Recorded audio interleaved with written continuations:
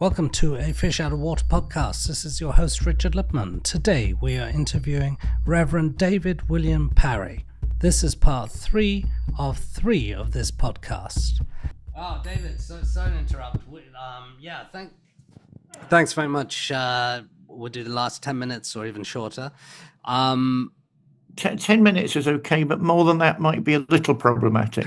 I understand. There was one thing when you were talking about the devil. Have you ever seen exorcisms or witnessed that yourself? Right, let's go back to your colleague's question. In traditional Roman Catholic teaching, there is an entity which is a fallen angel who falls because of the entity's own iniquity into the depths of the netherworld as a punishment by God. However, that is traditional Roman Catholic teaching, and I think that is far from simple. What do we mean by entity? What do we mean by creature? What do we mean by angel? All these things are questions, they're not answers. Certainly at the Second Vatican Council, the major architect of that, Father Karl Rahner, didn't deny that, but he said roughly what I'm saying. What does all that mean? And he would have said it's not really as helpful as talking about some sort of force or some sort of flaw in creation. That's much more productive if we're trying to understand human moral iniquity. We can't talk about the iniquity of angels. We are not angels. We can only talk about what is human and have any meaningful conversation about that. All this is wonderful. And also I think the language of the philosophers gets too easily confused with the language of the laity. Not that I'm saying the laity are ignorant or stupid, they're not. The famous conundrum of Thomas Aquinas, how many angels fit on the head of a pin? That is not a trivial question. As a philosopher and theologian, he's actually raising the issue of non-spatial being, which he does not expect people in the congregation to join in with, right? And that's no disrespect to them. Are they looking for those things? No, they're not. Are they trying to assume those things? No, they're not. Most priests are worried about human failings and human situations, and that is right. When we look at what the world is like at the moment, I can't think of a single year in all of my life when there's ever been peace across the world. Never. There's never been a day where people have celebrated being human. There's never been a day where we've all thought, thank God we're here and let's look after each other a bit more. There's never been a single moment of a single day. Well, what about Christmas? Well, in the face of iniquity, we remember a hope. We remember a promise. The idea that a divine child, that a God child, that a new child, every new child that's born into the world represents hope for the human race. Yes, that's beautiful. But warfare is still going on at that particular time. I'm not saying that crushes that idea. I'm saying that even at sacred times like that, in World War II, offensives still took place. The closest miracle we get is the end of hostilities in World War I, when the first Christmas came up and both sides stopped trying to kill each other. And of course, it was actually the officer class in the British military that started hostilities again. We got to look at things like that. Most priests are busy and they're worried about what is going wrong in somebody's everyday life. And that is correct. Is there a devil? Yes, there is. That's what they say, because isn't that a good way of saying it? Certainly Father Rahner would have seen that more as a deficiency of something, as a flaw in the creation, or as a force. So already you're not using the language of angels, you're using the language of something else. I don't, but that's okay. We mustn't. Life isn't a Hammer horror movie. We whatever the reality of these things are, it is complicated. Yes. The minute we stop asking those questions, that's if there is an evil power, the evil power wants us to stop asking these questions.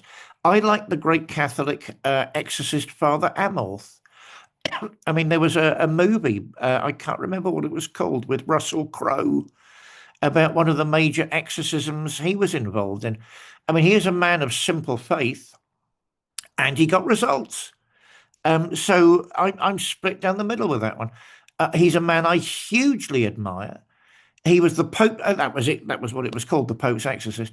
I mean, he was a man I don't necessarily listen to on terms of theology, but I do listen to in terms of practical everyday results. He cured people of their problems. He got them back to full health. My God, what a testament. So the question begins, what is he dealing with and how is he doing that? I don't think it's helpful in our day and age to keep simple mythic language from the past alive beyond a certain point. Our ancestors were not stupid. They knew these things could only be talked about in terms of myth and in terms of symbol. How else can you talk about these things? But they didn't expect the conversation to stop there. They were rather hoping that we, as their descendants, would keep on the quest, would keep on the journey, would keep exploring. If there is an entity known as the devil, whatever that might mean, that is the one thing the devil doesn't want. It doesn't want us discussing what these things actually mean and how to dispel all this wickedness once and for all. That does interest me. And on that level, yes, I'm perfectly willing to discuss these things. Okay. How would you do that? And is it connected with the paranormal? Oh, there have been popes that have loved the paranormal. There have been popes that have loved the paranormal. Who? People, I can't remember. It was I mean, he loved EVP phenomena. They get their knickers in a twist about discussing the supernatural and occultism, although that's a bit ironic because natural magic, white magic, was encouraged in the church for centuries. Some of the most important natural magicians, the theurgy people, the theurgists, were actually Roman Catholic priests. Pico della Mirandola and people like that were actually practicing magicians. Albertus Magnus was a practicing magician. As cultural fashion and language changes, the church decided not to use that type of vocabulary, but talk about natural philosophy. So we're talking about occultism then. Because when the Philosophers and the French Enlightenment came along, a gigantic contribution to human understanding and human sanity. When they came along, they didn't like religious language because what they were trying to do, amongst other things, was stop the wars of religion. What bound us? All very important. So they veered away from religious language. I mean, they didn't really veer away from the questions. They didn't want to talk about those questions. If you're fighting your opponents to the death to talk about rationality and natural science, I dare say you've got enough on your plate already, without getting into all these extra other things. The philosophers were trying to establish knowledge on the basis of natural science. Therefore, they had their work cut out in those days. Most of them were deists. They weren't atheists. Most of them did believe in some sort of divine principle. That tends to be overlooked nowadays. They just didn't want to talk about that. Let's talk about humanity. Let's talk about what makes us human and whole. Wow, the ultimate Catholic thing. So how do you do that? I think nowadays you talk about religion, you talk about evil through psychology, you talk about it through moral corruption. And maybe in certain cases, you get to a point where sociology and psychology simply cannot answer the type of iniquity we're dealing with. In the case of Hitler, most of the historiographical, I'm going carefully because I don't want to raise weird questions in the sense that silly questions, conspiracy questions. I don't want to raise them.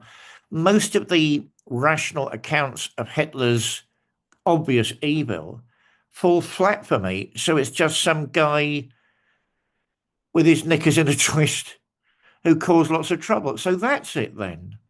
And there are socioeconomic reasons why all this happens. Oh, so that's it then. I don't think any of those rational explanations explain Auschwitz. I've been to Auschwitz. They don't go far enough about a group of people that industrialized slaughter, that industrialized racially motivated genocide.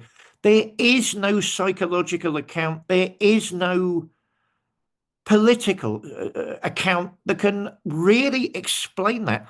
That's when we begin looking at other and extra things like, is there a metaphysical level to evil?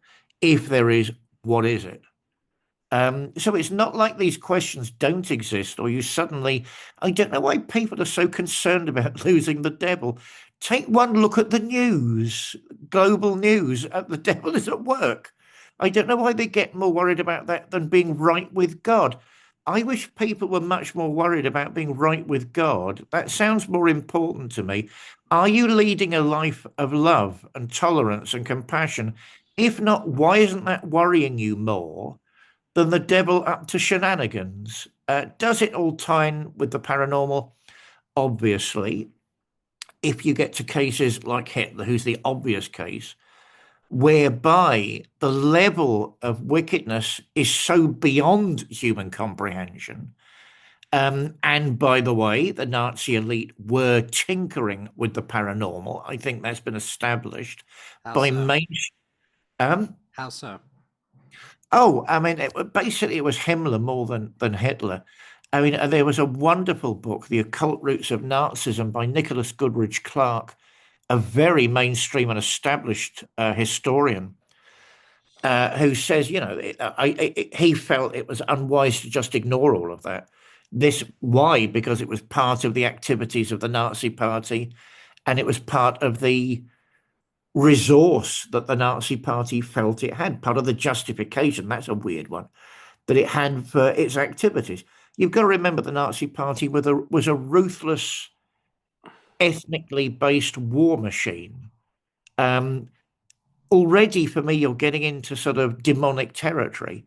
How can human beings in a country like Germany, the most enlightened, the most educated, the most balanced, how can all of that arisen in Germany? Right. So, yeah, I think the minute, not every single type of paranormal activity, if Richard Lippman's auntie suddenly has a telepathic moment, is that the work of the devil? I doubt it. So it becomes a party joke. Listen, Aunt Flora, did you really? Are you sure you did? So it becomes a fun family thing. So, and are there other levels of the human mind? I mean, certainly even Freud talks about that. In his letters towards the end of his career, he starts talking about the black tide of occultism. Those forces of the id, that primal nature inside us all, the animal inside us all, which simply can't be quantified, which simply can't be discussed, which simply can't be rationalized. All these things appear to come from that area. Jung talks about the paranormal, in terms of there are rarefied states of psychology whereby unusual phenomena are generated. So certainly modern scholars wouldn't say all of it is linked in with evil. I mean, to be fair to our ancestors in medieval times, they didn't either. They thought a lot of it was just life. These things happen. Isn't that odd? What do we make about it? We don't know.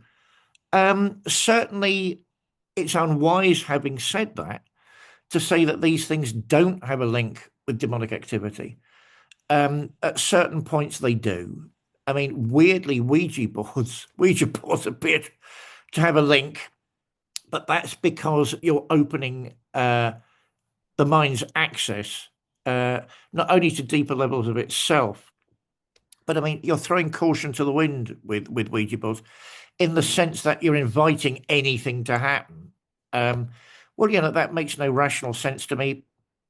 And if you're going to be, would you invite anything into your home to do and say whatever it wanted? No, you wouldn't. So why would you do it in your mind? I mean, why would you do that with a group of people? I don't know.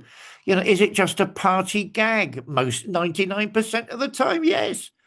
Should it be given to children as a sort of cool Christmas gift? No, it shouldn't.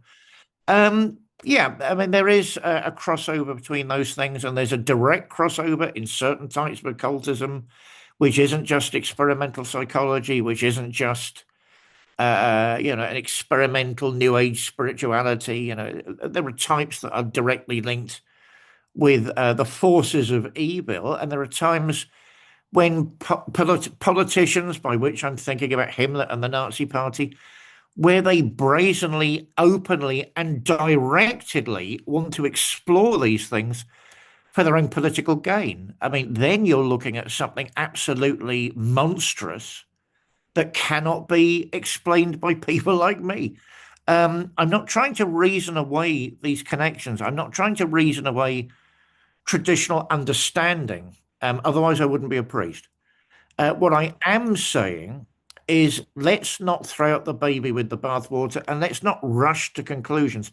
Certainly, even Father Amorth didn't want that. He advises against that. Don't rush to conclusions. Yeah, there was a panel set up about his cases, and one of the American, to forgive me, Richard, all of this is a long time ago. I think it was the American theologian that said, you keep doing unlicensed exorcisms because you need permission from the area bishop in most churches to do an exorcism, and there's always an investigation. Is it just a psychological problem? Is it some sort of abuse issue? Is it a financial problem? In the sense the husband's out drinking heavily every night because he's losing his job and taking it out on the family. What they do, church people, what church committees do is they start an investigation, and normally it's found to be something else, and they don't recommend an exorcism. You get local psychologists, you get local GPs involved. Mostly they don't recommend an exorcism. There are occasions when they do. And the accusation against Father Amorth was you're holding unlicensed exorcisms. Why are you doing that?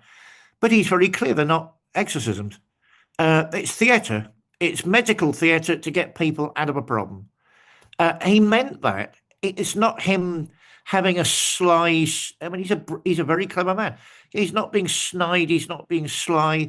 Most of the exorcisms he did, what he would consider Italian folk medicine. And that's great. That should be encouraged. He never said he didn't do actual exorcisms. He did say they were licensed and they were approved by the church hierarchy. And some of those stories are absolutely terrifying. Challenging, countering dark forces, which he and the local area bishop finds are beyond what can be explained rationally. Then you're looking at a different ball game. And I don't doubt those things exist. I know they do. Have I been invited to them? Yes, I have. What did you I've never had the chance to go. I mean, they're rare, Richard. At least, with the circles I move in, they're rare. They do take place. They always invited me along as an extra guy to say prayers more than the actual exorcist. I mean, to be an exorcist is what they call a charism. It's a gift in the church. And you have training, very, very technical training, actually. But you have to have the gift to be an exorcist. I do agree with all of that. You have to have the right outlook. You have to have the right knowledge, yada, yada, yada. So I've been invited as part of the prayer circle, but for some reason or other, it's never actually managed to happen. If anybody wants to still invite me, I'm open. I'm up to it. But yeah, I mean, fascinating materials. As I say, I'm not decrying them. What I am saying is they don't happen in every branch of Witherspoons. They don't happen in every local Costa. These things are much rarer than people think. And when they are, they're terrifying. And then we've got real questions of a different type that need answering. You said they're terrifying. You remember the story in particular that grabbed you? I wouldn't be at liberty to go too far because I wasn't involved in the particular case. But yes, I mean, things like obsession. I mean, these things are a continuum. I think the feeling in Rome itself at the moment, I mean, the present chief exorcist, I can't remember his name offhand. I've listened to some of his stuff. He strikes me as very down to earth. I mean, there's a continuum of obsession in his view, which tends to be very traditional. Dark forces are trying to drag us down into what is less than human all the time. I'd have been a lot more resistant to that if it hadn't been for the last year of news. I find that a lot more believable now because so few human beings are looking for what is good. I can believe that a lot more now, sadly. Therefore, the challenge of our humanity, the challenge of, dare I say, Christ in us, is constant.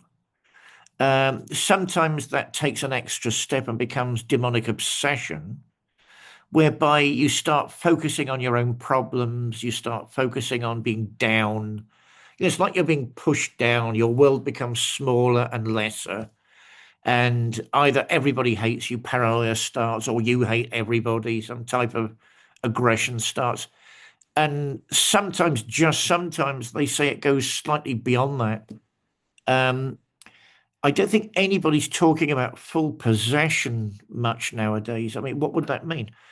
Um, Mostly it's talking about serious obsession, where somebody's dream life, where somebody literally their life physically falls apart. They lose their job, they lose their loved ones. They're no longer in charge of their own lives, and other dark, destructive forces are taking the reins. And that's when the church wants to get involved. I mean, you've got to remember things like this are when they occur when everybody else has given up. When the GP's given up, I don't know what's happening. When the local psychologist has given up, I don't know what's happening. They're not trivial. And, the medieval view of the church, the Frankenstein view of the church, where the priest rushes up with a burning cross. I mean, that has to go. It's great theatre, but it's not the reality. A lot of thought goes into all of this. But it's felt sometimes that people are dealing with realities. What kind of thought goes into it? Well, as I say, a lot of debate. 9 times out of 10, people, the local church committee, the investigation committee decides it's not paranormal. You're dealing with very rational problems which need addressing in their own way. It is a nice, in the modern put down of the church, which is all it is, in the battle of ideas, the church has to cut its mustard. I agree. But the put down of the church that everybody's some sort of barely educated crazy that can't get beyond the medieval mindset. I mean, that is just wrong and unfair and untrue. And even exorcists, mostly they're very educated people. Mostly they've got master's degrees in psychology. They're not stupid people doing stupid things. I mean, that's a caricature of secular society, but secular society is built on a view of life, which is biological determinism. In the Middle East, there's something called the jinn. Is there a connection? Do I tempted to hold a conference on the jinn next year. You don't get that in Judeo-Christianity. You're talking about a different phenomena. Because I've looked at the early Judaic sources. You do get groups, hierarchies of unclean spirits mentioned. Like what? And I think, well, I mean, they're mostly in terms of fallen angels. I mean, the rabbis are very clear that mostly this is sort of sour grapes. Sometimes they're just dark forces that arise in the early days of creation that the Almighty, the All Highest, allows to persist to test creation. You've got to remember we're not dualists. Like the Manichaeans, we don't think there's an equal and opposite force of good and evil battling things out. That's called dualism. That is not Christianity. In the Catholic faith, in all of the variations of the Catholic faith, in Orthodoxy and Protestantism, God is in charge. God isn't being directly threatened with a takeover bid. That is not Christianity. Those thoughts do exist, that view does exist, and a lot of it's filtered into Christianity because of its history, but that really isn't Christianity. God is sovereign. These things battle out in front of the throne of God, but God is sovereign. So to answer you, yes, I mean, I've come across cases of very serious obsession where somebody's life was falling apart, and I was invited to be part of that prayer circle. I believe in the power of prayer. But as I say, it never really happened, and it's not really professional to talk about cases unless I was there at the time. And so. What about things like sin and murder and things like that? How can anyone not believe in sin looking at the evening news nowadays? People get in their knickers in a twist because they think it's sex. Somebody's stopping me having sex. I'll do what I want. For God's sake, grow up. There's a separate row. There's a separate Barney in the church about homosexuality. There's a separate row about what even heterosexual married couples can do. Please come up to date. That is separate from sinfulness. Is all of that directly the language of sin? No, it's not. Is there a connection? Obviously, yes, there is. And then you get theologians arguing. In the Roman Catholic Communion, certainly it is still sinful to act upon a homosexual impulse. You can be gay and not active, and you can still take Mass. But if you're gay and an active homosexual, you cannot take Mass. You must go through confession and all the rest of it. But some theologians don't agree with that for the simple reason that if we look at what modern science is saying, that simply cannot be a crossover point. Pope Francis didn't like the language of sin being used for homosexuals. A perfect example. He thought the whole thing was retrograde. And I mean, he starts the ball rolling with blessings for same-sex couples. I mean, I can't remember what state that got to. I mean, it was at one point he ends up saying, no, we can't bless sin. But so what does that mean? Do you mean in an old gay couple that aren't having much sex anymore, they can't be blessed? You know, in real life, these things are not straightforward. So certainly the Roman Catholic position would still be that certain types of sexual activity are sinful. But what does that mean? You know, the laity, I wish Roman Catholic priests would involve the laity in these conversations more than they're doing. Although I take the point that there are only 24 hours in the day. It's been said to me, what do you want us to do? There are only 24 hours in the day. And now we've got to do all this as well. I take the point. Clergy are treated abysmally nowadays. They're workaholics, or loads of them have psychological problems and drinking problems now because they're doing their best. No one appreciates what they're doing. They're doing everything they can as the unpaid psychologist, counselor, teacher.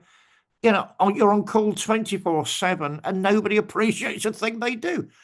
But maybe the answer to that is involving people in these debates a bit more. So certainly when people talk about sin, it always comes down, isn't it, to sex and violence. I beat him up because I could. But really that's a kid, playground view, isn't it, of what sin is. Sin is, excuse me, doing what is wrong, doing what is wicked when you could do the right thing, choosing what is wrong when you could do the right thing. One look at the news across the world is full of sin nowadays, an incredibly serious concept because it's linked in with ideas of the perverse. I know it's wrong and I'm doing it, and I don't feel much of a conscience about it. Whoa! So you're getting beyond all of those areas that I'm interested in, psychology, moral philosophy. You're getting back to that area where things no longer make sense. And why would somebody do that? Even if it's destructive, they're still doing it, self-destructive. They're still doing it. And they do it. They continue. Why? Why would they do that? So I'm not saying there's no such thing as sin. If anything, the language of sin needs to be revived in all the churches, but not not in a medieval sense that if you're not, I'm the minister, do what I say or you'll burn in hell forever. I mean, come on. I mean, but we've got to get beyond that, and we've got to think maybe these are very serious issues and they do need discussion. Because look at the state of the world around us. Personally, I do believe in sin. I wish I didn't. I do believe in active as well as passive sin. I wish I didn't. The perfect example of active sin always remains Adolf Hitler. He knew what he was doing and he's okay about it, thank you. So, I mean, you don't even have to look far to find the examples. So, yes, I do believe in sin. Sometimes, just sometimes, it's linked in with the paranormal and occultism, and then you're very justified in talking about dark forces. Oh, thank you very much. And goodness, is there hope for goodness? Well, as I say, we're not Manichaeans. We're not philosophical or theological dualists. It's not an equal and opposite battle. The Manichaeans believe that. I mean, that was absorbed into early Catholicism. I mean, Christians don't believe that. The throne of God is above all of this battle. God allows these things to take place as a test. Where do you stand, Richard Lippman? Are you standing on the side of the angels? If you're not sure, okay, the process is still ongoing. Or are you basically sinking into what is worse in you? What is the kingdom of heaven, according to the old rabbis? Becoming the best within yourself. What's hell? Sinking into the worst within yourself. I believe that's Rabbi Hillel again. And too many people nowadays, because of bloody sex, think, I'll do what I want. And they're not taking the subject seriously enough, unfortunately. God is sovereign. The all highest is the all highest. That doesn't change. I wouldn't be a Christian by definition. I wouldn't be a Christian de facto if I didn't think that. We're going through a rough patch at the minute, but human history's been through rough patches before. What worries me is certain forces are trying to quantify the human experience at the moment. They're trying to reduce the discourse of what it means to be human, and that I think is detrimental to all of us, and ultimately will lead to a moral disaster. Yes, with every breath, there's new hope. And then, of course, there's politics, money, and AI and technology. I can't say a word against AI. AI is always so nice about me and my work. AI likes me. It's not AI, it's not money, it's not politics per se, it's not them in themselves, it's the way they're used. What is AI evil? No, but it can be used in an evil way. Is capitalism evil? No, but it can be used in an evil way. Socialism, is it the cure for everything? No, because it can fall apart. It's all about balance and sanity and remembering there's a transcendental principle which some of us call God above us all. AI is the perfect example of greed in the marketplace running rampant, which is just something that happens if society wants to be immature enough to allow that. What will be the outcome in the end? Would it be we're all taken over by a robotic civilization? Wouldn't that be fascinating? Sadly, I can't see that. It means we all become slaves to digital ID, surveillance capitalism. Professor Zuboff wrote the book on surveillance capitalism. More people need to read that. Where these corporations are trying to get inside our heads and inside our bodies. I personally find that moral corruption. So in other words, we're slaves because you want to flog a bit more tact. No, no, no, no, no. I think, is there real concern in the world? Yes, but as usual, it's up to us as individuals and us as a community to what we want to do about that. And do you think aliens are facing the same problem, or people from outer space? Do they exist in your view? Yeah, I sort of think they do. I mean, why wouldn't they? Would they be fallen creatures like ours? You've actually asked a very complicated question. Would they be like us? Did they commit original sin whatever that means. I don't know. I like some of the cosmic hippies floating around. I quite like that one. All peace and love and chill out, man, and our flying saucer. And isn't that lovely? It was 70s loveliness. Nowadays, I notice they're slowly turning into an evil master race. Is that because people make more books if they describe that, make more sales because they describe them that way? I don't know. I tend to think if we were realistic about what they might be, I mean, they'd be so different from anything we could possibly encounter. I mean, would we even be able to make sense of the encounter? At the end of the day, we've got roughly 5 senses, unless it can be quantified in a way that makes it comprehensible to us. Then, I mean, they might be still all around us now or slithering, I don't know. And they simply don't register for us because we can't register anything outside of a particular type of continuum. Is this universe a universe of life? I hope so, and I think so. Does that mean we understand any of it? Why worry about life on other worlds when we're decimating the ecosystem on this one? Can't we just save what's going on here before we start looking anywhere else? That would be my attitude to that. So what would you tell Elon Musk then? Oh, grow up and be less nasty. I think having a colony on the moon on Mars is a great idea. Let's do it. Can you stop manipulating the marketplace at the same time so you end up with more trillions? I mean, it's not that clear, is it, Elon? I mean, let's look at what you're doing, darling. I mean, I think he's fascinating, and sometimes for the wrong reasons. He's playing a clever game. One minute he's this sort of cosmic visionary, and then this evil anti-union bastard who's just trying to get minimum wage through the Senate and trying to enforce worse working conditions than anybody can possibly conceive of onto his employees. But they're all like that at the minute. No, what an interesting man. I'd like to tell him to his face what I think about him. I doubt if I'll ever get that possibility, Richard. I'm an unknown little cleric in the middle of nowhere. I doubt if they're interested in what I've got to say. All right. Thank you very much, David. It's been very interesting. We'll be in touch. Thank you. Richard, thank you so much. It's been a blast. When does this show go out? I would say certainly within the next few months. Right. Obviously, let me know. It's been great fun. Love to you both. Thank you. Thank you. One thing, on your website, some of the links are not working on your books. So when clicking on I know. It's all got to be updated, Richard. Oh, yeah. I'm also guilty of there's only 24 hours in the day. Yes.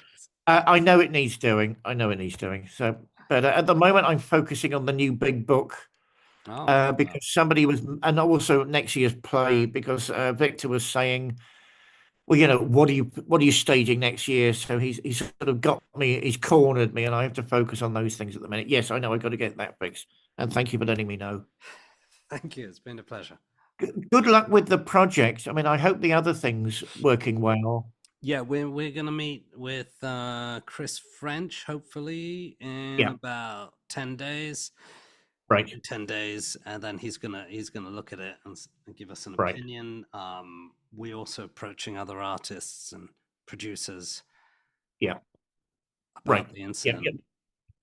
Thumbs up and good luck. Thumbs up and good luck. You take care. All the best. Thank you. Bye-bye now. Bye-bye.